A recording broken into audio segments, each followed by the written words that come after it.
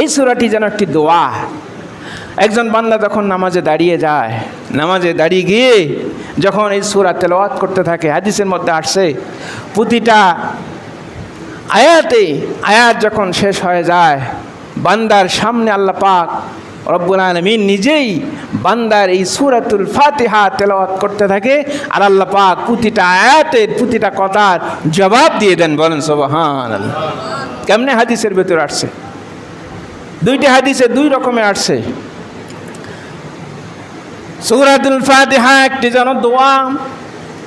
একজন বান্দা যখন নামাজে দাঁড়িয়ে যায়, নামাজে দাঁড়িয়ে গিয়ে বান্দা যখন বলতে থাকে আলহামদুলিল্লাহি রাব্বিল আলামিন, বান্দা যখন বলতে থাকে আলহামদুলিল্লাহি রাব্বিল আলামিন, ও রব্বুল আলামিন তোমার প্রশংসা করলাম, আলহামদুলিল্লাহি রাব্বিল আলামিন, ও রব সমস্ত প্রশংসা তোমার জন্য।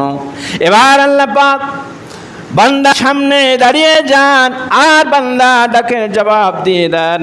এবার বান্দা যখন বলেন আলহামদুলিল্লাহি রাব্বিল আলামিন, হাদিসের ভিতরে আসছে আল্লাহ পাক রব্বুল আলামিন সাথে সাথে এই ডাক দিয়ে বলেন লিমানিল হামদু, কার প্রশংসা করো? সুবহানাল্লাহ বলে। বান্দা যখন বলে আল্লাহ আলহামদুলিল্লাহি রাব্বিল আলামিন, ও রব তোমার প্রশংসা করলাম, আল্লাহ পাক প্রশ্ন করেন বান্দাকে, ও বান্দা মানিল হামদু, কার প্রশংসা করো? বান্দা এবার বলতে থাকেন আর রহমানির রহিম, সুবহানাল্লাহ বলে। এবার বান্দা বলতে থাকেন আর রহমান, যিনি রহমান। আল্লাহ পাক ডাক দিয়ে বলেন মানির রহমান, রহমান কে? আল্লাহ পাক দেখেন বান্দা ডাকের জবাব দেয় সূরাতুল ফাতিহার প্রতিটা কথা, প্রতিটা আয়াতের উত্তর আল্লাহ পাক দিয়ে দিচ্ছেন। এবার বান্দা যখন বলেন আর রহমান, এবার আল্লাহ পাক জবাব ডাক দিয়ে বলেন মানির রহমান, রহমান কে? এবার বান্দা বলতেছেন রহমান রহিম, যিনি রহমান, আর রহমানির রহিম, রহমান যিনি রহমান, যিনি রহিম। আল্লাহ পাক বলতেছেন মানির রহমান, মানির রহিম, রহমানকে রহিমকে। এবার বান্দা বলতে থাকেন মালিক ইয়াউমিদ্দিন, সুবহানাল্লাহ বলেন। এবার বান্দা বলতে থাকেন রহমান তিনি, রহিম তিনি, তিনি হলেন বিচার দিনের মালিক, কিয়ামত দিবসের মালিক। বলেন কে? বলেন কে? আল্লাহ। আল্লাহ পাক বলেন যে বান্দা বিচার দিনের মালিক আমাকে জেনেছো, আমি রহমান, আমি রহিম, স্বীকৃতি দিয়েছো, বিচার দিনের মালিক আমাকে বলেছো। এবার আল্লাহ পাক বলেন ও বান্দা আমার কাছে আমার শুকরিয়া আদায় করেছো, রহমান রহিম স্বীকৃতি দিয়েছো, বিচার দিনের মালিক আমাকে জেনেছো। আযা বাইনা বাইনা আব্দি, ও বান্দা তোমার পরিচয় দিয়েছো, এবার আমার কাছে কি চাও?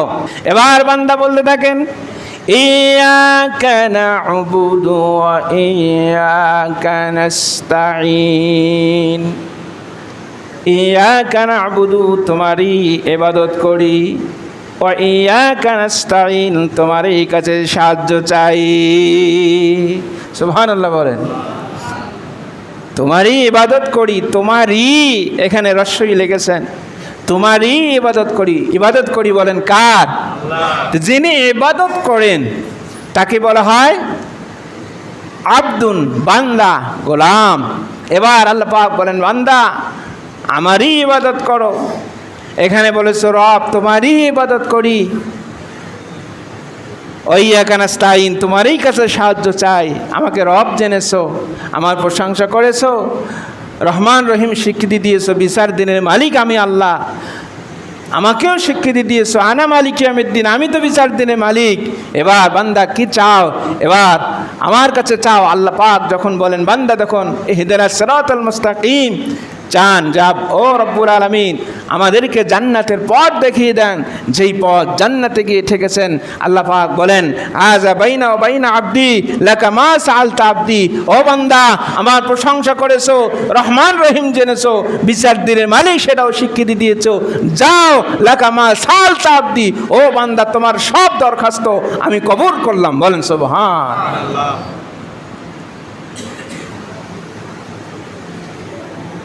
সূরাতুল ফাতিহা এটি এমন একটি সূরা, যেই সূরার ভিতরে আল্লাহ পাক বান্দাকে শিখাইছেন কিভাবে দোয়া করতে হবে।